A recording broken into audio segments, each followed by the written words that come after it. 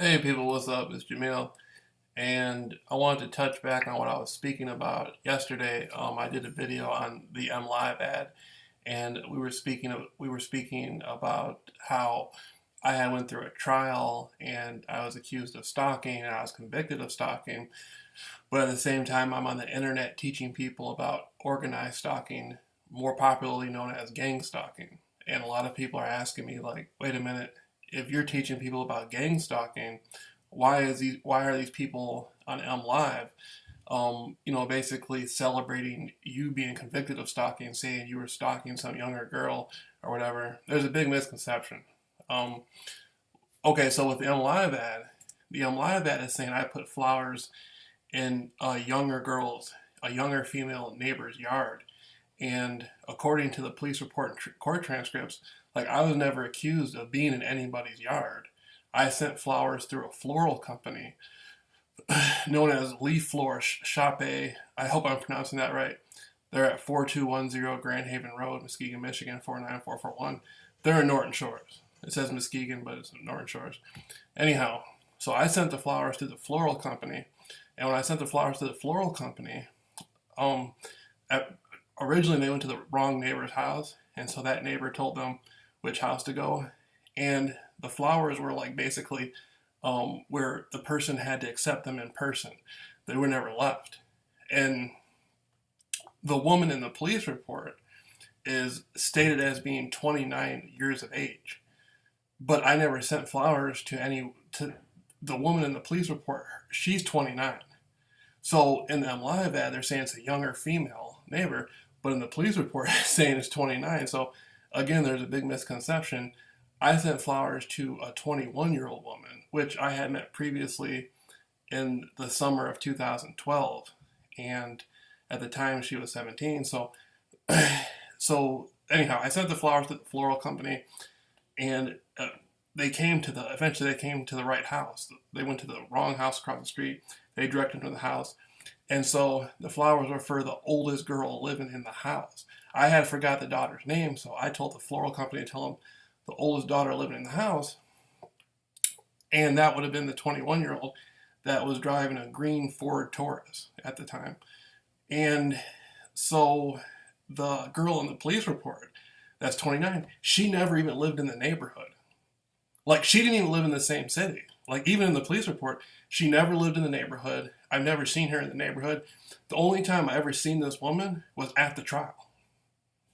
So, so, and then you got the timeline thing with Stephen Wordsworth, the obsoletist, who you see me yelling on the phone in the summer of 2016, I was talking about pulling a guy out of the car with the gang stalking stuff, where the people were found. It's a complicated situation, but Stephen Wordsworth claimed he called Silent Observer and reported me.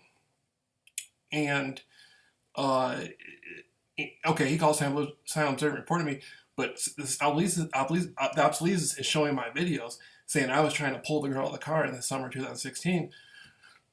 When you can obviously see, according to the police report and the court transcripts, they're claiming on their timeline that I tried to pull the girl out. It would have been at the end of 2015 or early 2016.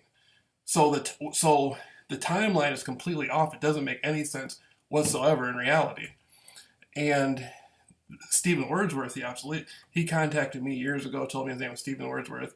He was from Essex, England. His family was from Chatham, England. He wanted to do some interviews. I declined. He started making fun of me online. But my point being is he was given the police report. Right after I was arrested, he was given the police report. Then he was given the Spring Lake police reports from when I was 17, when I stole some beer out of a garage. And he came online and started twisting all the information around, exactly why they put him in the Mlive ad. Lynn Moore put him in the Mlive ad about me because nothing makes any sense. All the information's twisted around. So, and then I want to make another point.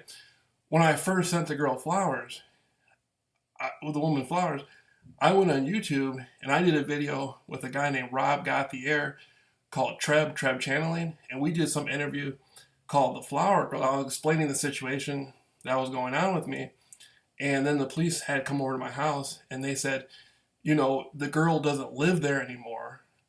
You don't have to send flowers. That's so funny because they knew that means the police knew exactly who I sent the flowers to, because the girl in the police report that's 21, the girl in the police report that's 29 never lived there.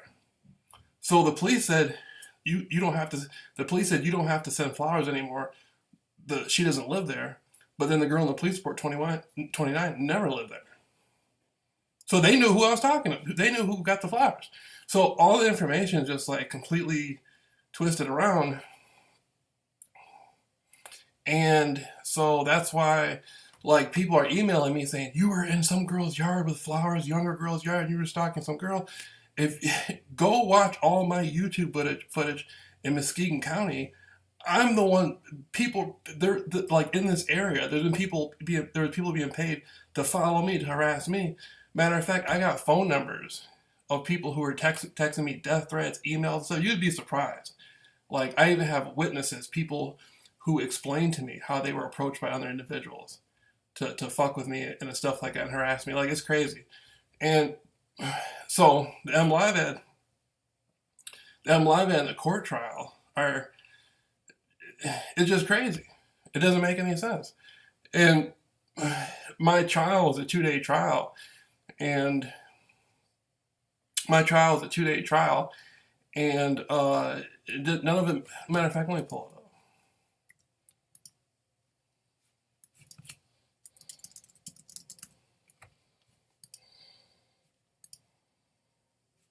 I think, see, my trial reminds me of Jeffrey Willis's trial, because Jeffrey Willis at his trial, he was accused of trying to kidnap some 16-year-old girl, and he kept saying he didn't know who the girl was. He just gave a girl a ride, and they said that he kidnapped her. And then I remember Jeffrey Willis originally got arrested on the Rebecca Bletch case in May of 2016. Jeffrey Willis originally got accused of murdering Rebecca Bletch. And that's so funny. When I came out with my beat gang stalking videos, my beat gang stalking courses, that was when he first got arrested. Then in August of 2016, I got arrested. Then in September of 2016, he got charged with the Jessica Heeringa thing, of kidnapping Jessica Heeringa. And I was watching his trial, and none of it made it, like, I was listening, because I knew at my trial I was innocent.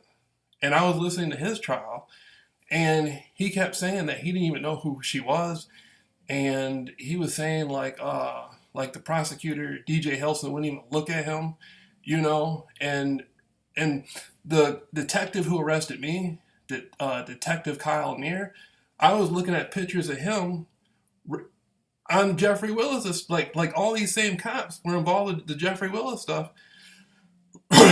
And I was sitting there looking at that, and Jeffrey Willis, when he was first arrested on the Rebecca Bletch murder, his first phone call was to a Norton Shores police officer.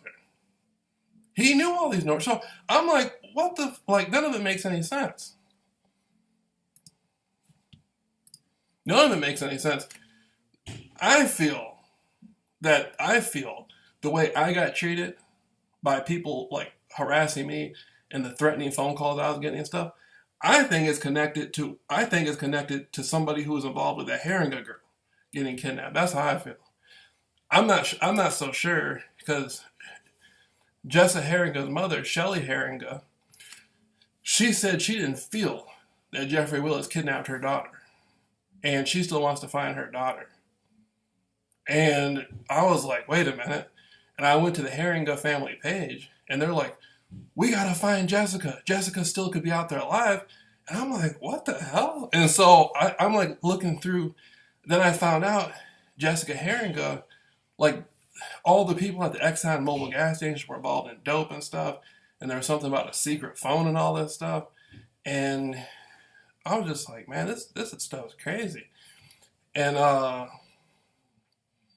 there's something going on, and my name has been getting trashed. And like Stephen Wordsworth from Essex, England, what the hell is he doing in a Muskegon Chronicle ad? And he's on YouTube, like on the other side of the world.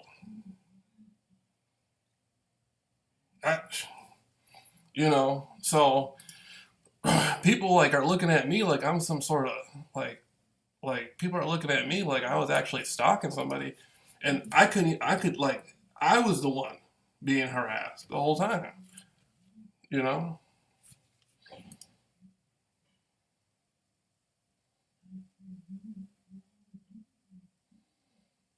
so the insanity of it all.